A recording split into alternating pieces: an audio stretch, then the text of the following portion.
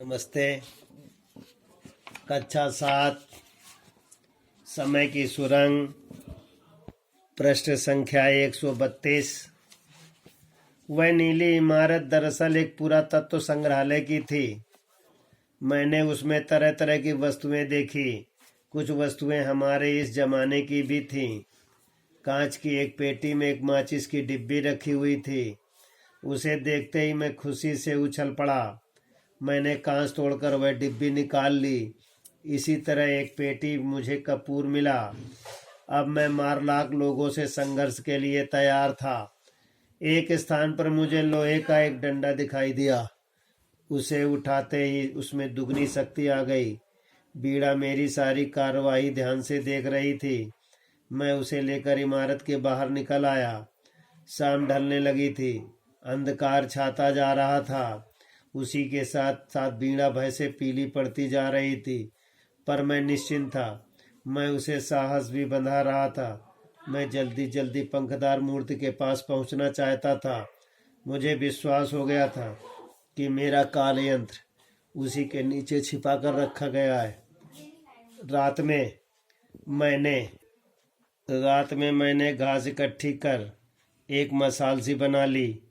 फिर सूखी घास में आग लगा दी। आग देखकर बीड़ा प्रसन्नता से ताली बजाने लगी। मैं आगे बढ़ चला। सहसा अंधकार में मारलाख लोगों ने मुझे घेर लिया। उन्हें पास पाकर बीड़ा मारे भय के बेहोश हो गई। उसे मैंने कंधे पर उठाया और लोहे का डंडा घुमाता आगे बढ़ने लगा। अवसर पाकर मैंने माचिस की तीली भी जला दी। उसकी रोशनी देखते ही मारलाख भाग खड़े हुए, पर तीली के बुझते हुए मुझ पर टूट पड़े। अनेक लोग मुझसे लिपट गए। मेरे बाल पकड़कर मुझे खींचने की कोशिश करने लगे। मैं पूरी शक्ति से उस पर हमला जारी रखा। वे डरकर भागते रहे, लेकिन अगले पल फिर धमकते। सहसा वे सब चीख कर भाग खड़े हुए। मैं चौंका, पर अगले ही पल सारा रहस्य मेरी समझ में आ गया। जंगल में आग लग गई। उसके प्रकाश के कारण वे भाग रहे थे। किसी तरह मैंने वह रात काटी। हाँ, इस भाग दौड़ में बीड़ा मुझसे बिछड़ गई। मैंने उसे खोजने की बहुत कोशिश की, पर वह नहीं मिल पाई। चारों ओर मारलाख लोगों की लाशें ही लाशें थी, पर बीड़ा का कहीं पता न था। हार कर मैं पंखदार मूर्ति की ओर बढ़ चला। इस समय मैं अपने काल यंत्र के बारे में सोच रहा था।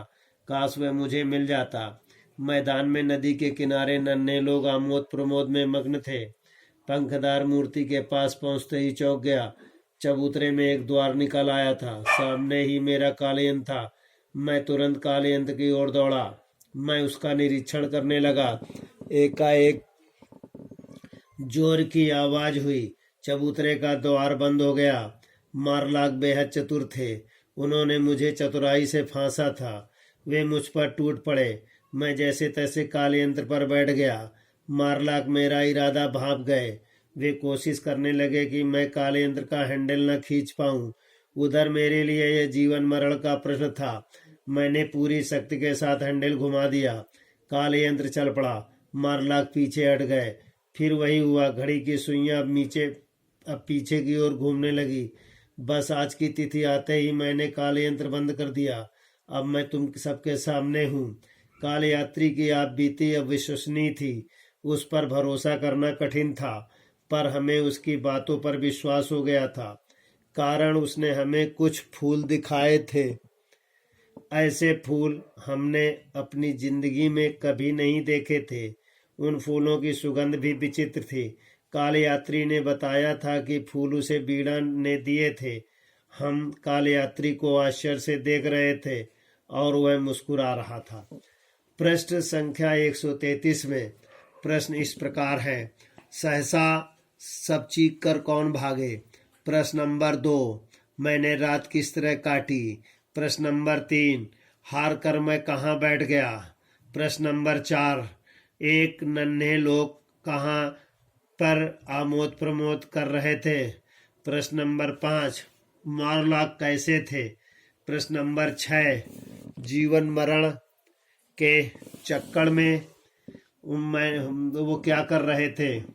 प्रश्न नंबर 7, मैं कालयंत्र का हैंडल खींच पाया या नहीं।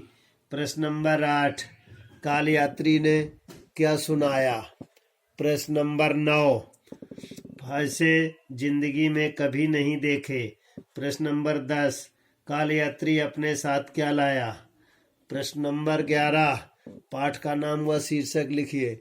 विद्यार्थी लिखेंगे और याद करेंगे।